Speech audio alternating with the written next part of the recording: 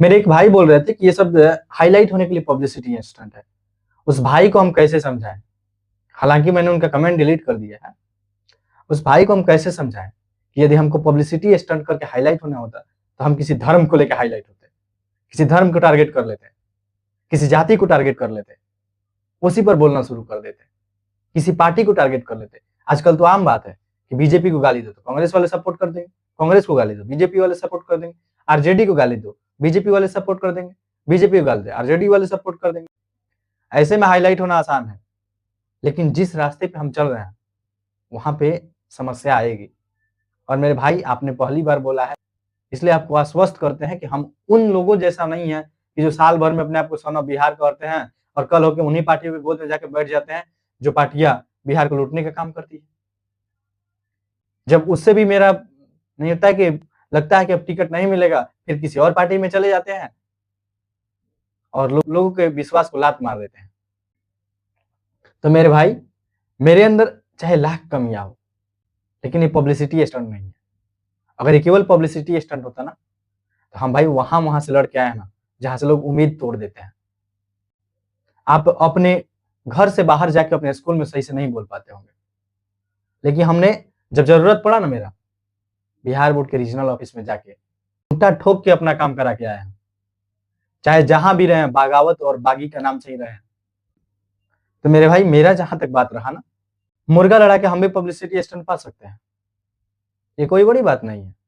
कल से हम 10 लोगों को बैठा के लाइव करना शुरू कर दें, कचरा भी करेंगे तो लोग देखना शुरू कर देंगे, क्योंकि भीड़ है। भीड़ में हमको नहीं रहना भाई, भीड़ से बाहर निकल के चलना है। हम उस भीड़ का हिस्सा नहीं बनना चाहते हैं जहां पे मात्र कुछ चंद पैसों से लोग अपना लोकतंत्र बेच देते हैं। हम उस बागी सिस्टम का हिस्सा हैं जहां पे हमको जहां भी देखिएगा बागी के तौर पे देखिएगा, चाहे वो हमारा व्यक्तिगत मामला हो या किसी और का मामला हो। जहां जरूरत पड़ता है वहां हम लड़ जाते हैं, इसलिए नहीं कि उस समय क्या होगा, जो होगा सो होगा, बस गलत ना हो। रिक्वेस्ट है कि इसके बाद से पब्लिसिटी स्टंट ना ही कहिएगा, क्या कि मेरे बारे में जो लोग जानते हैं वो लोग जरूर जानते होंगे कि पब्लिसिटी स्टंट के लिए तो हम ये नहीं कर सकते हैं, क्योंकि मेरा जो शुरू से रुख रहा है बागी के तौर पे रहा है।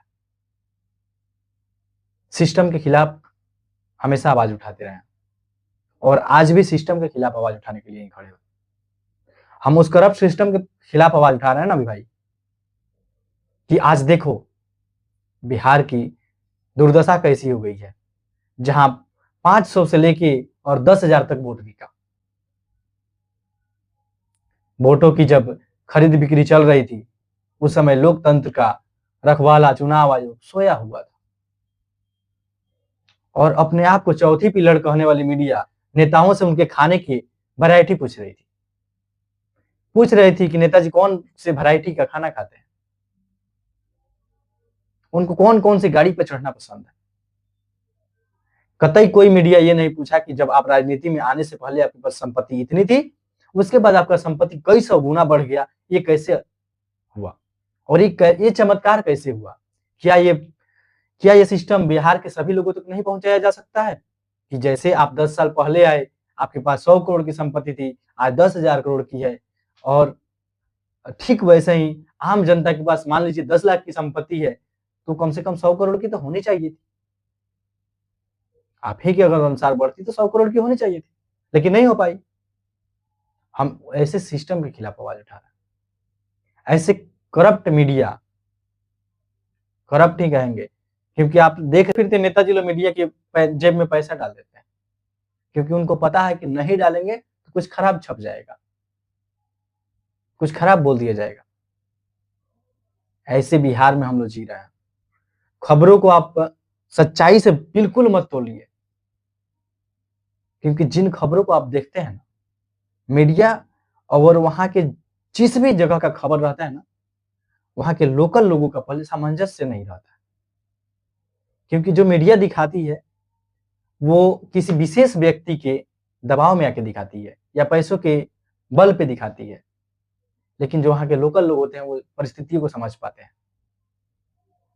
आजकल बिहार में देखिए 243 विधायक हैं, इनमें से 130 से ज्यादा लोगों के ऊपर एक से ज्यादा केस है। और वो भी संगीन मामलों में। और ताज्जुब की बात ये होती है कि वो सभी जीत के अभी गए हैं। अब आप खुद सोचिए, जहां पे लोग क्रिमिनल को चुनते समय एक रत्ती तक का नहीं सोच रहे हैं कि आगे क्या होगा भविष्य का, तो फिर भैया जब वो क्रिमिनल है उसको आप चुन के भेज रहे हैं, कल विरोध करने की हुब्बा है आपके अंदर? नहीं है, क्योंकि पता है कि क्रिमिनल को भेजे हैं, विरोध करेंगे टपका देगा। तो फिर बिहार में रोइए मत कि जॉब नहीं है, रोजगार नहीं है। बिहार में एक चीज नहीं है तो नियत, जो आम जनता के पास बिल्कुल भी नहीं है। लोग बोलेंगे कि आप इससे दूर थोड़े हैं। हाँ भाई, हाँ मेरे भाई, हम बिहार के चुनाव सिस्टम से और बिहार से अलग नहीं है, लेकिन इस करप्ट सिस्टम में आपके जैसा तो नहीं है। ये आपने प्रण बना लिया है कि हम इसको जिंदगी में कभी वोट नहीं देंगे। क्यों भाई, हो सकता है उस पार्टी से आपके यहाँ से कोई ऐसा योग्य विधायक आ जाए जो अकेले भी रहे तो अपना वहां पे जाके झंडा गाड़ के आ जाए, आपके सारे एरिया का काम कराए। फिर क्या मतलब रहता है कि वो किस पार्टी से है? हाँ, यदि आप जाति का पुरेधा चुन रहे हैं तो देखिए, माझी समाज का नेतृत्व करते करते जीतनराम मांझी और उनके बेटे को भी मंत्रालय मिल गया। कुशवाहा समाज की राजनीति करते करते उपेंद्र कुशवाहा और उनके बेटे राजनीति में अचानक से उत्पन्न हो गए हैं और मंत्री भी बने हैं बिना कोई सीट जीते। तो आप जिन जिन लोगों का झंडा ढो रहे हैं ना, वे सभी किसी न किसी जाति का नेतृत्व करके और अपना अपना झंडा मजबूत किए हैं और अपने जाति के लोगों से अब झंडा ढोने का काम करवा रहे हैं। थोड़ी देर के लिए आपको लग सकता है कि ये गलत है, क्योंकि आप हो सकता है कि आपको ऐसा लगे कि ये लड़का गलत बोल रहा है, क्योंकि मेरी आपकी जितनी आयु नहीं है, मेरी आयु कम है। मेरी आयु आपके जितनी नहीं है, ये सच्चाई है। लेकिन हो सकता है कि समझ आपके जितनी तो हो गई होगी, और यदि मेरी जितनी समझ हो गई होगी तो बस मैं आपको 5 टॉपिक देता हूं और इस पर आप देखिएगा कि कौन ऐसा नेता है जो आज तक क्वेश्चन खड़ा किया है। आज तक प्रशांत किशोर, इवन प्रशांत किशोर, क्योंकि स्पेशली मैं इनके ऑफिस में कॉल करके कई बार बोला हूं कि इस मामले पे बोलिए।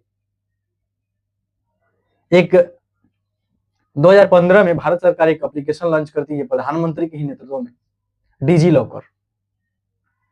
डिजी लॉकर पे यदि सरकार चाहती, राज्य सरकारें, तो सारी अपनी डॉक्यूमेंट उपलब्ध करा देती, और डिजी लॉकर को सरकारी मान्यता प्राप्त है। वहां पे प्राप्त डॉक्यूमेंट को कोई नकार नहीं सकता है। लेकिन आज तक बिहार सरकार, चूंकि इस मामले हमें हमने अपने माननीय सांसद जी से भी बोला है, हो सकता है उनको याद ना हो, जल्द ही हम उनको याद दिलाने का भी काम करेंगे।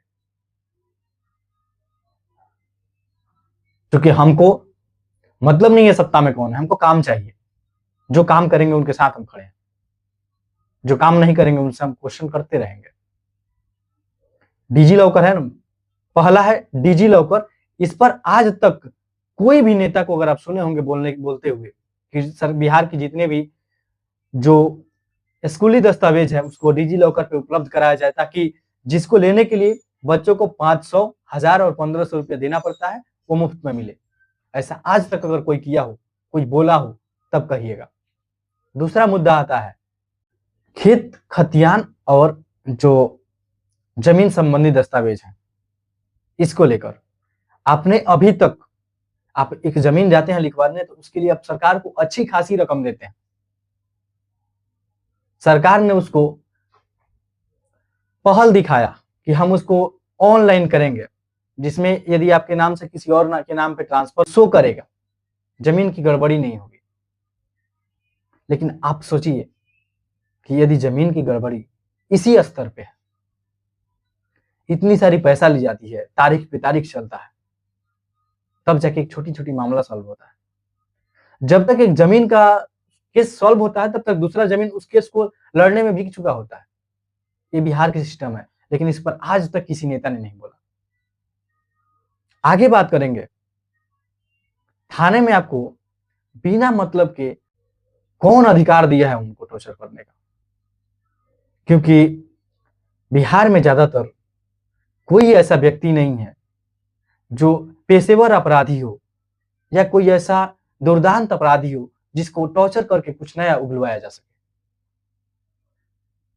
छोटी छोटी बातों के लिए आप सड़कों पर देखते होंगे डंडे चल रहे हैं पुलिस के, इस पर कोई नेता नहीं बोलता है। पुलिस वाले में बहुत सारे लोग ईमानदार हैं, लेकिन जो ईमानदार हैं उनकी परिस्थिति सही नहीं है। आप देख रहे होंगे यहां से वहां से वहां उनकी तबादला होती रहती है। आप क्या सोचते हैं? मैं 5 मुद्दे गिनाने वाला था, लेकिन ये 2 ऐसे मुद्दे हैं जिनके सामने दूसरा कुछ दिखता ही नहीं है। यदि ये 2-3 मुद्दे डिजी लॉकर, जमीनी दस्तावेज, पुलिस प्रशासनिक का रवैया और जो सीनियर अधिकारी हैं उनका जनता से सीधे संपर्क ना होना, 4 और एक और जो सबसे बड़ी मुद्दा होनी चाहिए कि नेता लोग ऐसा कुछ पारित नहीं करेंगे जिसमें वो अपने बच्चे को सरकारी स्कूल में भेजें। लेकिन सरकारी स्कूल जो कि बिहार में बहुत सारे लोगों के जीवन के स्तर सुधारने का एक माध्यम बनता है, जिसमें बिहार के गरीब और लाचार तबका के लोग अपने बच्चे को भेजते हैं पढ़ने के लिए। ऐसे में आप देख रहे होंगे और सोच रहे होंगे इस सरकारी स्कूलों की स्थिति, शिक्षक तो भर्ती कर दिए गए, लेकिन उनकी योग्यता आज भी सवालों की कटघरे में खड़ा होती है। आज हम उनकी योग्यता पर बात नहीं करेंगे, क्योंकि वो फिर अगले स्तर की बात होगी और उस पर बात जब स्कूलों की अवस्था की बात करेगी, उसकी व्यवस्था की बात की, क्योंकि जब हम स्कूलों की व्यवस्था, अवस्था और उसकी संचालन पे परिचर्चा करेंगे तब हम उस पर बात करेंगे।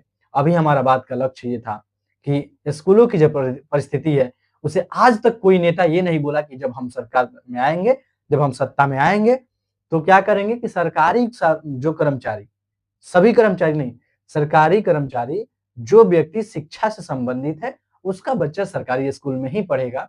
यदि केवल इतनी 5 काम कर दी जाए तो बिहार सुधर जाएगा, दूसरा काम करने की जरूरत नहीं पड़ेगी, क्योंकि रोड, बिजली, पानी ये जनता खुद मांग लेती है।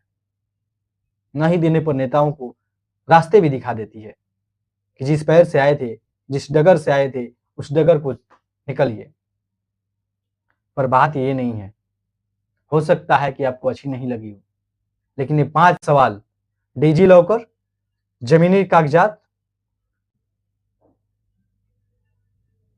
सरकारी अफसरों की जो बदसलूकी है वो, बड़े बड़े अधिकारियों से जनता का सीधे संपर्क, और 5वां है कि सरकारी कर्मचारी जो शिक्षा से संबंधित है उनके बच्चे सरकारी स्कूल में ही पढ़ेंगे। ये 5 बातों को कहते हुए आपने किसी भी नेता को आज तक नहीं सुना होगा। वो इसलिए नहीं बोलते हैं कि उनकी एक वोट बैंक पे असर पड़ता है और वो जानते हैं कि बिहार में इतना कुछ करने की जरूरत ही नहीं है। 500 रुपया, 1000 रुपया और अब की बार बढ़ के 10,000 रुपया वोट बिक जाता है। और चुनाव आयोग का क्या?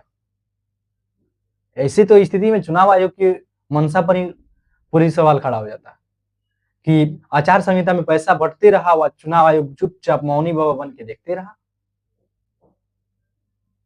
आप चुनाव आयोग से ज्यादा उम्मीद मत रखिए। आप उम्मीद रखिए कि जो नेता आपने अभी चुन के भेजा है वो कहाँ है, आपके क्षेत्र में आ रहा है कि नहीं, आपके क्षेत्र में आए चाहे नहीं आए, आपके क्षेत्र की स्थिति सुधर रही है कि नहीं उसके विधायक बनने से। यदि सुधर रही है तो बधाई हो, आप उसका आदर करें, और नहीं सुधर रही है तो फिर उसको जमीन पे लाइए और उससे क्वेश्चन पूछिए कि आपने ये वादे किए थे। आज भी हमारा स्कूल सुधरा नहीं है, क्योंकि पूरा बिहार सुधर जाएगा यदि स्कूल की बस संरचना सुधर जाए। जितने बच्चे सरकारी स्कूल से आते हैं उनकी मनोस्थिति ऐसी नहीं हो पाती कि खुल के बोल पाए, तो उन बच्चों के अंदर वो आत्मविश्वास भरा जाए। आजकल तो एक और नया ट्रेंड देख रहे हैं कि शिक्षक लोग दिखा रहे हैं बच्चों को खेल खेल में पढ़ा रहे हैं। जब सभी जगह डिजिटल बोर्ड आ गया है, स्मार्ट लैब की व्यवस्था हो गई है, स्मार्ट क्लास चल रहा है, वैसे में बिहार में क्या किया जा रहा है कि बच्चों को दौड़ाया जा रहा है। हाँ, शारीरिक गतिविधि के लिए सही है, लेकिन अभी बिहार गुजरात, महाराष्ट्र और दक्षिण भारतीय राज्यों से बहुत पीछे है, इतना पीछे है कि इसकी कल्पना नहीं की जा सकती है। ऐसे में आपसे ज्यादा कुछ तो नहीं कहेंगे, लेकिन इतना ही कहेंगे कि हम मेरे ऊपर ये कहने से पहले कि हम पब्लिसिटी स्टंट कर रहे हैं, मेरे विचारों को सुनिए, उसको समझने की कोशिश कीजिए और फिर आप निर्णय लीजिए क्या सही है, क्या गलत है। मिलते हैं किसी अगले ऐसे ही सामाजिक मुद्दे पर, तब तक के लिए स्वस्थ रहिए, मस्त रहिए।